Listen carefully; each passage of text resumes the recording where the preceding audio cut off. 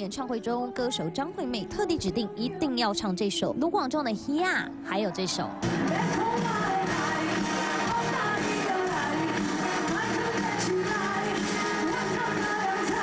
张惠妹担任跨年压轴，但现场不断飘雨，也让她直呼真的是太冷了。魏如萱对你呀你呀，非常非常好听。我其实很久以前就很喜欢这个歌，但是真的很难唱。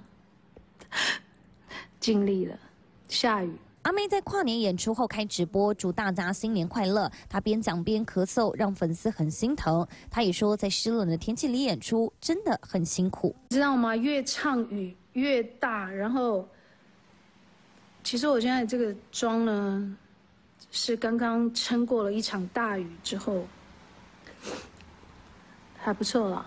就是没有化掉。虽然天后不佳，但阿妹也说谢谢粉丝和她淋雨一起唱歌，迎接2019的到来。三立新闻马兆陈永荣台北报道。